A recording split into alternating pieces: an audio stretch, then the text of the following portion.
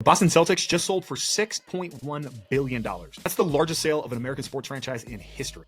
But what's more interesting than the number itself is why it keeps happening. Every time a major sports team comes up for sale, we learn something about value creation far beyond the court. And we move into private equity, business ownership, and the psychology of scarcity. You see, there's only 30 NBA teams. That's it. And no matter how much money floods into the market, there will only ever be 30 NBA teams. So when an NBA team comes up for sale, it's treated like a trophy asset. It's a once-in-a-lifetime opportunity to buy into cultural prominence. So scarcity drives demand, and demand drives multiples. It's the same reason that private equity pays 12 times earnings for a SaaS company or 4 times earnings for a plumbing company. Supply and perceived prestige dictate pricing power.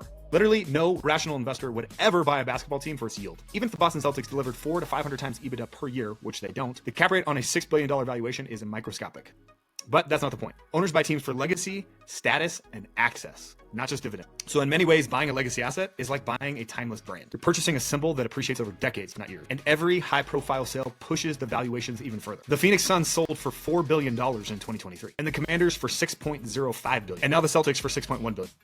And each one of those transactions resets markets and creates a whole new set of comparables. Not unlike what happens in traditional M&A when a category leader sells for an all-time high multiple. It makes a ton of sense that a private equity entrepreneur like Bill Chisholm would buy the Celtics. Bill Chisholm is not an idiot. He's a PE operator and investor who understands the power of optimization and compounding on an infamous brand like the Celtics. And I know he's looking at ways to optimize that brand and monetize every single aspect of the value chain. Meanwhile, most entrepreneurs underestimate the value of narrative and scarcity. You're building a business, whether it's a gym, a SaaS company, or contracting firm, you can learn from this. You have to build something that can't be easily replicated. You have to tell a story that compounds over time with content, with marketing, and with the brand that you're building in the organization. And if you do this, like the Celtics, you can become a category of one. Because while most people are chasing cash flow and income, the real wealth is built in assets that appreciates every time money moves around them.